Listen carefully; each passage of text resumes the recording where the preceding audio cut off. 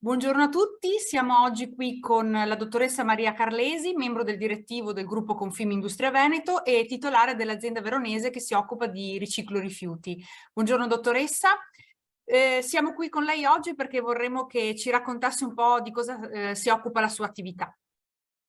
Buongiorno, io gestisco assieme a mio fratello una piccola impresa nella provincia di Verona. Ci occupiamo del recupero in particolare di rottami ferrosi e non ferrosi, sia di provenienza dalle isole ecologiche sia come rifiuti speciali di provenienza quindi dalle aziende e soprattutto del recupero anche di tutto quello che è materiale da imballaggio, quindi carta, plastica, legna, imballaggi in materiali misti. Signora Carlesi, in questo periodo in cui gli impatti dei costi di energia sono così alti, come sta vivendo questo la sua azienda?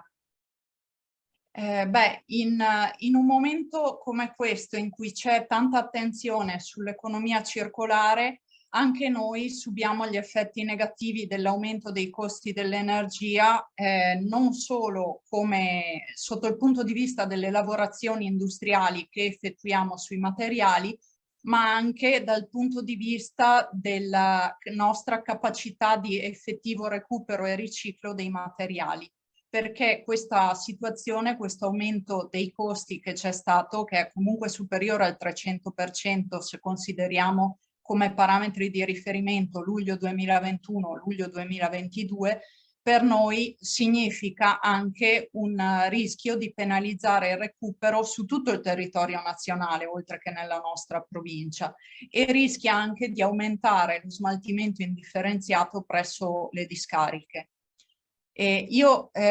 Concentrandomi su quelli che sono i nostri filoni di attività principale, distingo appunto i rottami, gli imballaggi in carta e gli imballaggi in plastica. Per quello che riguarda il primo punto, dopo un periodo estivo che è stato caratterizzato da fermate particolarmente lunghe da parte delle fonderie, delle acciaierie, dei laminatoi e quindi di tutti gli impianti che hanno lavorazioni a caldo dei metalli, il rischio adesso è legato al probabile ricorso ad ammortizzatori sociali, orari ridotti e altri meccanismi di tutela, se vogliamo, da parte delle aziende, soprattutto grandi, che rischiano di incidere pesantemente anche sulle risorse delle famiglie, perché ricordiamo l'inflazione attuale è superiore all'8%, quindi diminuirebbero tantissimo anche il potere d'acquisto da parte delle famiglie, che non riuscirebbero a far fronte ai costi aumentati non solo in ambito energia, ma su tutti i fronti. Per quel che riguarda poi invece il recupero della carta, io mi sono basata per una velocissima analisi sui dati forniti dal consorzio Comieco. Nel 2021 le cartiere italiane hanno utilizzato circa 6 milioni di tonnellate di carta e cartone da macero, quindi proveniente per più della metà dalla raccolta differenziata del servizio pubblico. Adesso il forte rallentamento degli impianti rischia quindi di lasciare ogni giorno migliaia di tonnellate di carta e cartone senza sbocchi. L'assenza di sbocchi sul mercato nazionale viene gestita in parte indirizzando verso l'esportazione del materiale. Dall'altra parte però implica anche la mancata separazione dei materiali, perché se c'è poca opportunità di riciclaggio del materiale, di riciclo del materiale, gli impianti sono poco incentivati anche a separarlo bene e quindi a indirizzare correttamente i vari materiali. Noi abbiamo raggiunto nel 2021 l'obiettivo fissato all'85% dalla Comunità Europea di riciclo degli imballaggi a base di cellulosa. Però la situazione attuale chiaramente rischia di ridurre per il 2022 questi risultati. Se basiamo poi l'analisi sul settore del riciclo delle materie plastiche, alcune aziende, alcune attività dedite proprio al recupero hanno ridotto l'attività fino al 40%, secondo i dati di Assorimat. Il target europeo noi come Italia non l'abbiamo ancora raggiunto. Nel 2021 eravamo al 48% rispetto al 50% che sarebbe il nostro obiettivo. Però abbiamo recuperato circa 800.000 tonnellate di polimeri. E anche qui c'è il rischio di un balzo all'indietro, perché se non ci sono sbocchi il materiale si fa anche fatica a recuperarlo.